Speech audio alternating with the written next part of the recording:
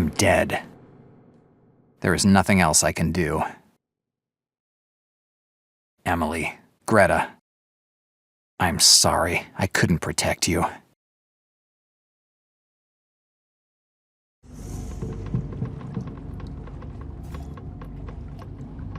It's over. I'm dead. Emily, Greta, I'm sorry that I couldn't protect you. I let myself get knocked off by the first idiot that came around. Tomorrow, I'll be one of the many names that fill the newspaper's crime report. Or maybe not even that. Maybe they'll just throw my body in the East River, or in some dump. No one will realize I'm gone. Except for that stingy Slavonsky when he'll come to collect the rent. Nice life. Who knows what kind of place this is? I only see strange white lights in front of me. Is this heaven? Let's not kid ourselves. Heaven isn't the place for a washed-up detective with a drinking problem. It's got to be hell. At least I'll see a lot of my old friends.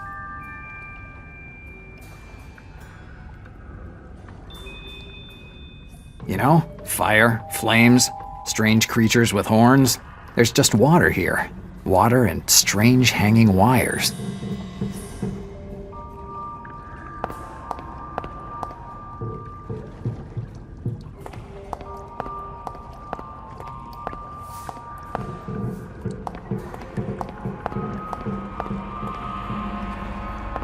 A pub in the middle of hell. I'm starting to like this place. There's a guy at the bar.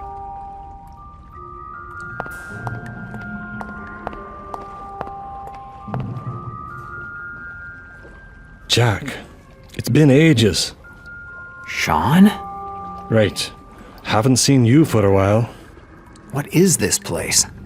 This is no place, and is nowhere. Am I dead? Yes, Jack. You're dead. Like me. Well, if this is hell, it isn't too bad. True. The booze is free and you don't have to worry about your liver. You're already dead. I'm sure you have a few questions for me. Ask what you want, but I'm warning you, we don't have much time. I didn't think that time would be a problem here. It counts more than you can imagine. Come on, Jack. Ask what you want to know. Why did you lie at Valenti's trial? I thought you'd ask me that. I spent a year in the clink for that. I think you owe me. You're right. The answer is simple. The most obvious one. Money. You sold out for money? Right. A police's salary wasn't enough to pay me old man's debts. He loved to play them horses, and he was in deep with the Valenti family. That good for nothing. He was a bad father and an even worse gambler. He bet it all on the horses and never won once. We were at the track the day my sister disappeared. Too focused on watching that damned horse that no one would have placed a buck on to realize that his daughter wasn't there anymore. My old man. A man that the world would have been better off without. He racked up so many debts that I would have needed 2 lives to get the money together. And Valenti knew it. That's why he offered me a solution to the whole problem. Both his kids had been arrested for booze trafficking. The judge gave them a year in the slammer each. But those 2 brats, spoiled by their mob father, wouldn't have lasted a week in prison. Valenti's idea was simple. I was supposed to get his kids out of this mess by saying that I was the one who committed their crimes. I would have been discharged from the police, and I would have served their sentence. In exchange, me old man's debts would have been like they'd never happened. But I didn't know your name would come up at the trial, Jack. You were supposed to be left out of this whole mess. Why haven't you ever told me this story? The week after the trial, me old man died. According to the police, some crazy guy put a bullet in his back during a bar fight. Funny coincidence, especially considering that the day before, a guy tried to stab me in Harlem for no reason. Arturo Valente wanted me dead. His kids were free. He got what he wanted, and killing me was the easiest way to cover his tracks. Had I told you this story, he would have tried to kill you too. I decided to leave New York and move to Los Angeles, thinking that I could leave everything behind me. But you can't forget your past. No one wanted a corrupt ex-police officer underfoot. It was impossible to find a job. Until one day, when some fat guy comes up to me in a bar and offers me a job, I'd have to kill a guy who was in Los Angeles on business. A guy comes out of nowhere and offers you a job as a hitman. What kind of story is this? I thought the same thing. The fat guy showed me a photograph of the future victim, sure that I'd accept. And he was right. I did. The guy in the photograph was Arturo Valente. Because of him, I didn't have a family or a job anymore, and the only thing I had left was a thirst for revenge that only an Irishman can understand. I did the job, and so I started working for Black Lily. Good story, huh? Maybe I'll write a book about it one day. I wonder if there are any publishers around here. Maybe I'll ask around. What am I doing here? You're trying to understand Understand what? what destiny is. Destiny? I'm just a private detective who spends half of what he makes on booze, and the other half to pay the rent for an office that looks like a dump. What destiny do you think I might have? I'm not talking about your destiny, Jack, but the girl's. She's just a little girl, kidnapped by a wacky archaeologist from who knows where. So, you really think that Professor Zindler was nuts? You think that those dreams you had were due to exhaustion? That it was only a series of coincidences that brought you here? A coincidence that your friend with the red hair knew Marsetti? A coincidence that the owner of the dive you live in is the same guy who hosted Nicholas? Jack, that girl can change the future. If she could really do what you say, don't you think she'd have done something to avoid all this? I don't know how it works. I kill people. I don't study ancient prophecies. But I do know one thing. If you're here, you've been given a chance. What are you talking about? Coming here, you must have seen some sort of floating clock. Yes, too peculiar not to notice it. That's your life, Jack. And if you're here, the hands have stopped. But you can go back. You mean I can be resuscitated? I'll be walking around New York like one of those zombies from horror novels? It doesn't work like that. When you go back, you won't remember this place, and you'll do the same things you already did. Great. I can't live, but I can die as often as I want. Right. Or maybe something could change. Destiny could give you a second chance. How? You won't know until you try.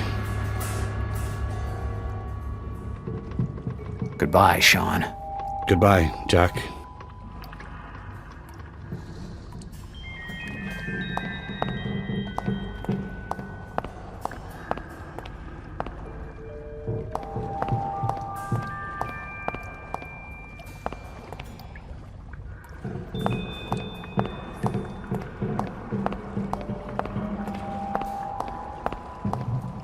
It seems to have stopped.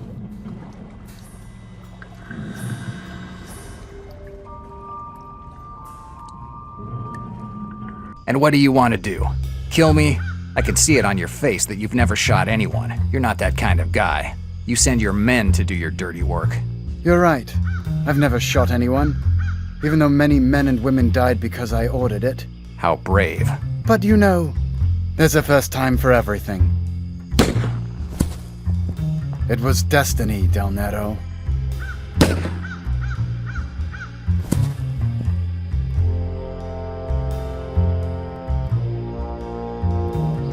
How is it possible that I'm still alive? Sean's bottle of rye stopped the bullet. Who would have thought? Saved by a movie cliche. Sean, it looks like I owe you my life. You're a lucky guy. You're the one they call the Turk. And you're the detective they're all talking about. Are you here to avenge the death of your friend, Marzetti? My friend Marsetti? I hope you're joking. I wanted him dead more than you did. I never liked him. The way he treats women is awful, and his joints are as disgusting as the people who go there. So what do you want from me?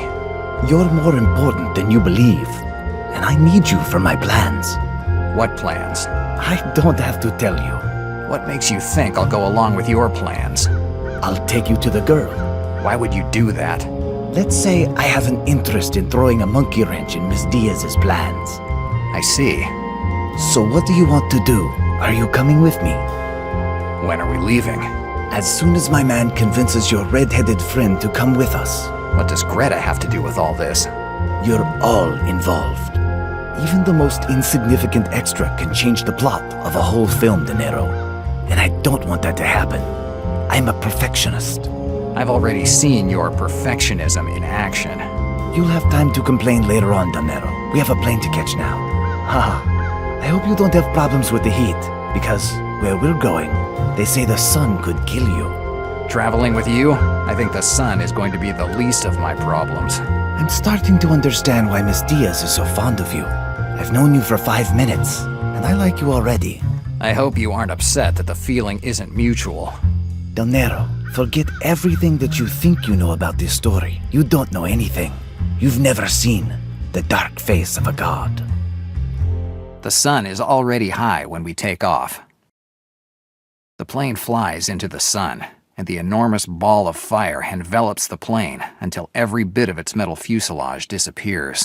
For a moment, I think that that's exactly where we're headed, going to challenge the sun, immense and unreachable, considered a god since ancient times. But before takeoff, I glanced at the flight plan, and I found out that our destination is slightly closer. The city of Damascus, Syria, that's where we're headed.